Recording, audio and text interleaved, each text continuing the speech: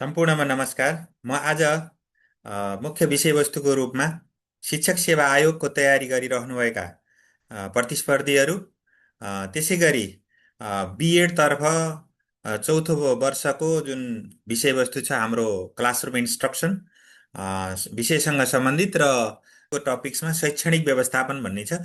यसभित्र मैले यसको अवधारणा, यस सम्बन्धी केही परिभाषाहरू, यसको कार्य फङ्सनहरू, केही यस्तो व्यवस्थापकीय पक्षहरू र शिक्षकले कक्षा शिक्षणमा व्यवस्थापन गर्दा के कुरामा ध्यान दिनुपर्छ भन्ने कुराहरू, शैक्षणिक महत्त्वका कुराहरू र कक्षा कोठाको वातावरण इन्हेन्स गर्दाखेरि के गर्नुपर्छ भन्ने विषयवस्तुहरूलाई मैले बढी फोकस गरेर विषयवस्तु तयार गरेको छु।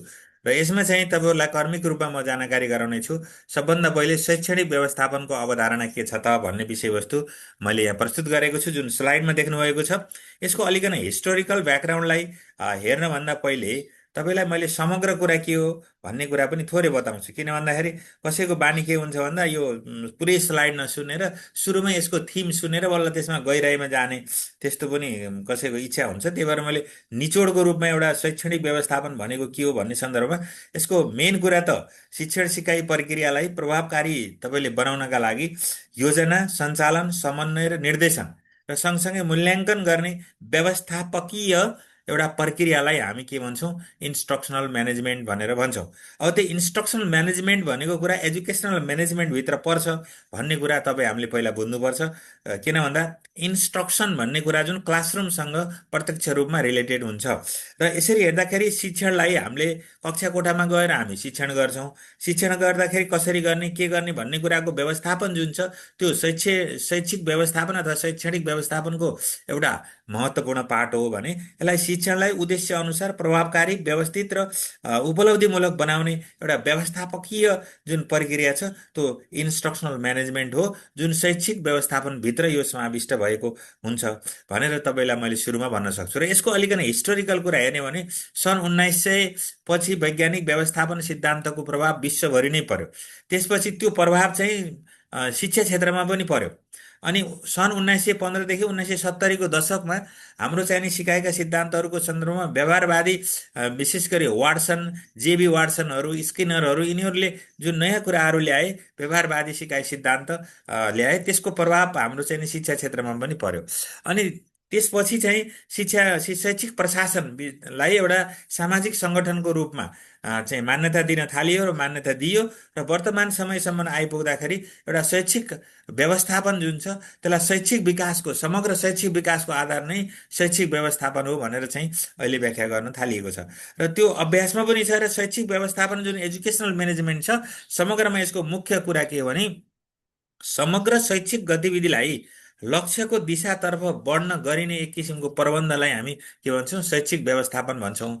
र त्यही शैक्षिक व्यवस्थापनभित्र बल्ल के पर्छ, शैक्षणिक व्यवस्थापनका कुराहरू पर्छ।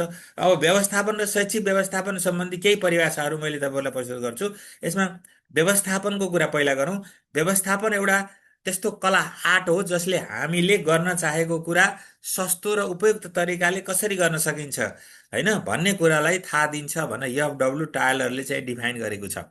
त्यसै गरी व्यवस्थापन मुख्य विशिष्ट उद्देश्य प्राप्तिका लागि बरु व्यक्तिको प्रयासद्वारा योजना, समन्वय, उत्प्रेरणा र नियन्त्रण गर्ने कार्य हो भनेर जेम्स लोन्डीले चाहिँ भनेका छन्। त्यसै गरी शैक्षिक व्यवस्थापनको मतलब शिक्षकहरूको विकासका लागि समन्वय गर्नु र निर्देशन गर्नु हो भनेर यो जस्टम्यानले भनेका छन्, ब्रिज एन्ड जस्टम्यानले भनेका छन्। त्यस्तै कार्य सञ्चालनका अरू व्यक्तिहरूको संलग्नता गराई भनेको कार्य सञ्चालनका अरू व्यक्तिहरू हुन्छन् नि, त्यहाँ कार्य सञ्चालनमा समग्र अन्य एउटा व्यक्ति शिक्षक हो भने त्यो सँगसँगै अरू व्यक्ति हुन्छन्, व्यक्तिहरूको संलग्नता गराई कार्य सम्पन्न गर्नु शैक्षिक व्यवस्थापन हो भनेर यो प्राथमिक पाठ्यक्रम दिग्दर्शनले पनि यो परिभाषित गरेको छ। यो कुरा मैले तपाईँहरू समक्ष राखेँ। त्यसै गरी अब बल्ल के हो त, अब के फङ्सन इन्स्ट्रक्सनल म्यानेजमेन्ट जुन मैले અહીં शैक्षणिक व्यवस्थापन भने त्यसलाई अब कसैले शैक्षिक व्यवस्थापन पनि भन्छन्, जसलाई मैले અહીં भने शिक्षणलाई उद्देश्य अनुसार प्रभावकारी, व्यवस्थित र उपलब्धिमूलक बनाउने जुन व्यवस्थापकीय प्रक्रिया छ त्यो प्रक्रियालाई हामीले इन्स्ट्रक्सनल म्यानेजमेन्ट भन्छौँ।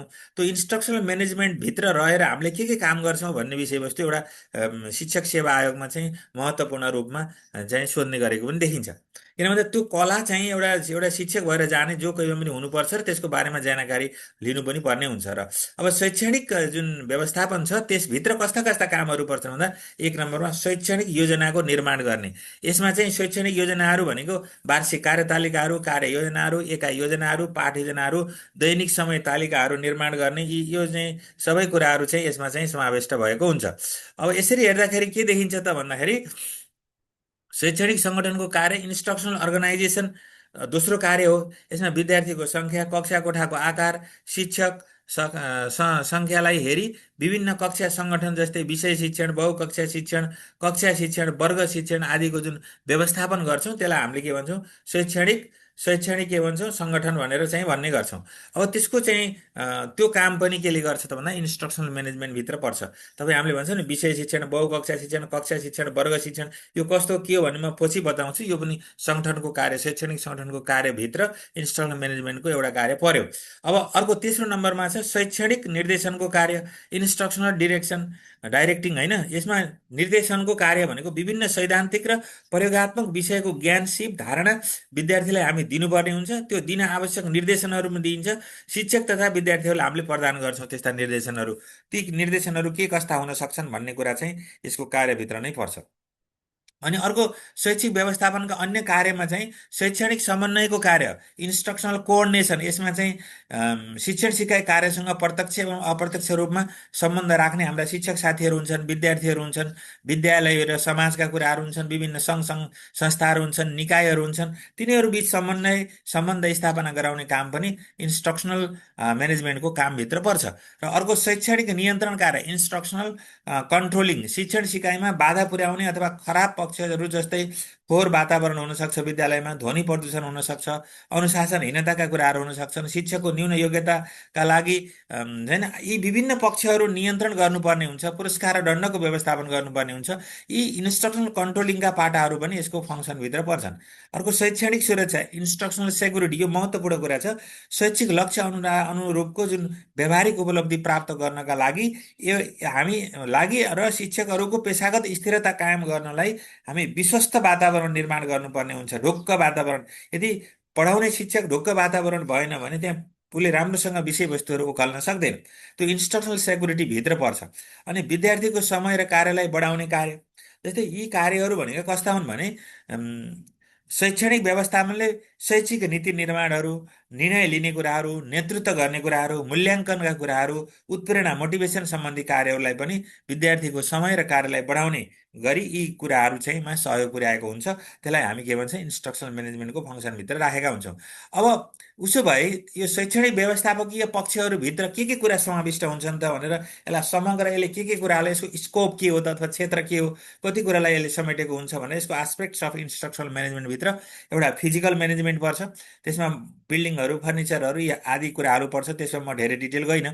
अनि बसाइ व्यवस्थापन, सिटिङ म्यानेजमेन्टमा जस्तै यु सेप अथवा यु आकारको बसाइ, चन्द्राकारको बसाइ, वृत्ताकार बसाइ, अर्धवृत्ताकार बसाइ, समूह बसाइ, भी आकारका बसाइहरू, केटाकेटी बस्ने, अग्ला, होचा विद्यार्थी, अशक्त विद्यार्थी, अपाङ्ग, असहाय विद्यार्थी कसरी बने, यी स्थानहरू, कालोपट्टि कहाँ राख्ने, शिक्षकको टेबल कहाँ हुने हो, यस्ता चिजहरूको एउटा व्यवस्थापकीय जुन पक्ष छ त्यो पनि केमा पर्छ, शैक्षणिक व्यवस्थापन भित्रैका महत्त्वपूर्ण पक्षमा पर्छ। अनि सामग्री व्यवस्थापन, मेटेरियल म्यानेजमेन्टहरू जस्तै विभिन्न खालका दृश्य सामग्रीहरू, श्रव्य दृश्य सामग्रीहरू, अडियो भिजुअल, यी जति पनि सामग्रीहरू हुन्छन् स्टुडेन्टले बनाउने होइन, लोकल मेड सामग्रीहरू, अनि यी विभिन्न खालका जुन सामग्री हुन्छन् त्यसको व्यवस्थापन यसमा पर्छ। विद्यार्थी क्रियाकलापको व्यवस्थापन, म्यानेजमेन्ट अफ स्टुडेन्ट एक्टिभिटी पनि यसैमा पर्छ। यसमा विशेष गरी कक्षा कोठाभित्र र कक्षा कोठा बाहिर गर्ने हरेक क्रियाकलापहरूको व्यवस्थापन, जसलाई हामी curricular and extra curricular activity भनेर हामी भन्छौँ, त्यसको बारेमा म पछि छुट्टै अर्को स्लाइडमा तपाईँहरूलाई प्रस्तुत गर्नेछु। अर्को समय, टाइम म्यानेजमेन्ट भनेको समयको व्यवस्थापन, शिक्षक, विद्यार्थी, प्रशासक जो कहिले पनि कुन समयमा के कसरी अधिकतम उपलब्धि हुने गरी गर्ने भन्ने पक्ष पनि यसैभित्र समावेश हुन्छ। अब यहाँ हेर्नुहोस्, अब उसो भए कक्षा व्यवस्थापन जुन गर्छ त्यो कक्षा कोठा व्यवस्थापन गर्दा शिक्षकले के कुरालाई ध्यान दिनुपर्छ भनेर तपाईँले एउटा कक्षा कोठा कसरी व्यवस्थापन गर्न सक्नुहुन्छ विद्यालयमा भनेर यस्तो खालको क्वेसनहरू आयो भने यी बुँदाहरू तपाईँहरूले जान्नुपर्ने हुन्छ। विद्यालयमा उपलब्ध सामग्री र सुविधाको उपयोगलाई जोड दिने, आफ्नो कक्षा शिक्षण समयलाई ध्यान दिँदै विविध पक्षको व्यवस्थापनमा लाग्ने, कक्षा व्यवस्थापनमा विद्यार्थीको संलग्नता गराउने, तपाईँ एक्लै गर्ने होइन कि विद्यार्थी पनि संलग्न हुन्छ। कक्षा शिक्षणको क्रममा आउन सक्ने बाधक तत्त्व जस्तै हिँडडुल, कुराकानी, बसाइ, भित्ते लेखन यस्ता चिजहरू नियन्त्रण गर्ने। होइन, कक्षामा हरेक पक्षको व्यवस्थापनलाई नियमित, हरेक पक्ष भनेको एउटा मात्रै होइन कि त्यहाँ आवश्यक पर्दाखेरि एक्सिडेन्टल्ली विभिन्न खालका चिजहरूको त्यहाँ व्यवस्थापन गर्नुपर्ने हुन्छ, त्यसलाई नियमितता दिनुपर्ने हुन्छ। कक्षा व्यवस्थापन सम्बन्धी कठिनाइहरूको सूचना सङ्कलन र विश्लेषण गर्ने, त्यो शिक्षकले चाहिँ एउटा एक्सन रिसर्चको रूपमा ती चिजहरू गर्नुपर्ने हुन्छ। समय सापेक्ष रूपमा कक्षा व्यवस्थापनका नयाँ विकल्पहरू प्रयोग गर्ने, जस्तै अभ्यासमा नयाँ नयाँ विकल्पहरू आएका छन्। हामीले अहिले यो विषयवस्तु शिक्षण गर्नलाई कसरी हामी गर्न सकिन्छ भनेर तपाईँले एआईसँग कनेक्ट गरेर तपाईँले नयाँ नयाँ विकल्पहरू प्रयोग गर्न सक्नुहुन्छ, खोज्न सक्नुहुन्छ। उचित प्रोत्साहन र पुरस्कारको लागि सिफारिस, कस्तो हुँदाखेरि के गर्यो भने प्रोत्साहन राम्रो हुन्छ, कस्तो अवस्थामा पुरस्कार दिने, कस्तोमा नदिने हो, यस्ता चिजहरूको सिफारिस गर्ने कुरा पनि हामीले चाहिँ शिक्षकले ध्यान दिनुपर्ने कुरा हो। अनि त्यसै गरी अब उसो भए फाइदा के हो त? समग्र चाहिँ इन्स्ट्रक्सनल म्यानेजमेन्टको फाइदा के हो, कहिले कहिले त्यो कुरालाई पनि जान्नुपर्ने हुन्छ। शैक्षणिक कार्यनीति भनेको टिचिङ इन्स्ट्रक्सनल स्ट्रेटेजीको प्रयोगलाई यसले सघाउँछ, भनेको विभिन्न खालका जुन विधि लगायतका प्रक्रियाहरू अपनाउने कुरामा यसले सहयोग गर्छ।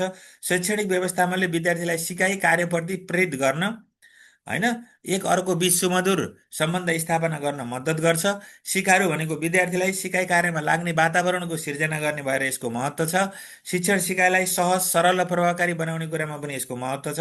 शिक्षणका लागि अर्थपूर्ण भएन भने हाम्रो लक्ष्य प्राप्ति हुँदैन कि, त्यसको लागि हामीलाई इन्स्ट्रक्सनल म्यानेजमेन्टले सहयोग गर्छ। पाठ्यक्रम कार्यान्वयनमा सहयोग पुग्दछ। हाम्रो जुन करिकुलमहरू हुन्छन्, विभिन्न खालका विषयगत करिकुलमहरू, त्यसको कार्यान्वयन गर्नेमा पनि उचित व्यवस्थापन हामी गर्न सकेनौँ, इन्स्ट्रक्सनल म्यानेजमेन्ट हामीले गर्न तोके अनुसार गर्न सकेनौँ भने त्यसबाट हामी अपेक्षित लक्ष्य प्राप्त गर्न सक्दैनौँ। शैक्षिक उद्देश्य प्राप्तिको आधार भनेकै के हो त भन्दा तपाईँको इन्स्ट्रक्सनल म्यानेजमेन्ट हो। त्यस कारणले यसको विशेष महत्त्व छ भनेर तपाईँले भन्न सक्नुहुन्छ। अब उसो भए अब कक्षा कोठामा चाहिँ क्लासरुम क्लाइमेट कसरी इन्हेन्सिङ गर्ने, कहिले कहिले यस्तो क्वेसन पनि सोध्छ कि तपाईँलाई। तपाईँ एउटा शिक्षक हुनुहुन्छ, तपाईँ शिक्षक भएर कक्षा कोठामा गइसक्यो, त्यो कक्षा कोठाको वातावरण इन्हेन्सिङ क्लाइमेट कसलाई कसरी चाहिँ तपाईँले लिनुहुन्छ, इन्हेन्सिङ क्लाइमेट भनेको के हो, यसरी पनि सोध्न सक्छ। त्यसका लागि मैले यो विषयवस्तु समावेश गरेको छु। यसलाई कक्षा कोठा शिक्षण सिकाइको मूल थलो हो भन्ने कुरो बुझ्नु पर्यो पहिला। त्यो कुरो बुझिएन भने क्लासरुमको वातावरण चाहिँ हामी इन्हेन्सिङ गर्न सक्दैनौँ। अर्को कुरा, कक्षा कोठालाई सिकाइको वातावरण सिर्जना हुन सक्ने किसिमबाट व्यवस्थापन गर्नु कक्षा कोठाको वातावरण विधियो। कक्षा कोठाभित्र छिरिसकेपछि पढाउन पनि पढाउन मन लाग्ने, विद्यार्थीहरूमा एक अर्कोमा आफूमा छलफल, सहयोग, सद्भाव हुने वातावरण, ओहो कस्तो रहेछ भने एकदम इजी तरिकाले सिकाइ वातावरण सिर्जना गर्नुलाई हामी इन्हेन्सिङ क्लासरुम क्लाइमेट भन्छौँ कि। यसले सामूहिक एवं व्यक्तिगत उद्देश्य प्राप्तिका क्रियाकलापमा शिक्षक वा विद्यार्थीलाई क्रियाशील भएर लाग्न सधैँ के गर्छ, उत्प्रेरित गर्छ। सफा होस्, टेबलहरू उचित ठाउँमा राखे हुन्, डिजिटल बोर्डहरू त्यहाँ हुन्, विभिन्न किसिमका मेटेरियलहरू हुन्, यी चिजले चाहिँ के गर्छ भने कक्षा कोठाको वातावरण सिर्जना गर्छ।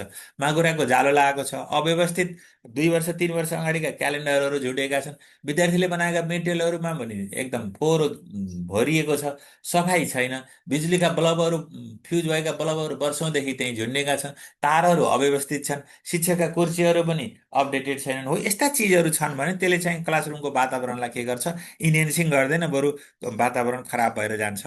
त्यस कारणले इन्हेन्सिङ वातावरणमा आफू एक्लै विद्यार्थी र शिक्षक दुइटै मिलेर संयुक्त रूपमा चाहिँ गर्ने हो भने त्यो वातावरण राम्रो हुन्छ भने अहिले पछिल्लो कन्सेप्टमा त्यो कुरो देखिएको छ। अब अरू चाहिँ के गर्न सकिन्छ भन्दाखेरि विद्यार्थीलाई हामीले लिन सहयोग लिने, बालबालिकाको आत्मविश्वास र स्वाभिमानको वृद्धि गराउनुपर्छ। तपाईँले यदि वातावरण राम्रो बनाउन छ भने विद्यार्थीलाई डोमिनेट गरेर हुँदैन। सम्मिलित कक्षा कोठाको निर्माण र विकास भनेको एक अर्कोमा चाहिँ इनकर्पोरेट क्लासरुम भन्छ कि, तपाईँको त्यहाँ सबै खालका विद्यार्थीहरूलाई सद्भाव समन्वय गरेर त्यहाँ एकीकृत गर्न सक्नु हो भने त्यहाँ राम्रो हुन्छ।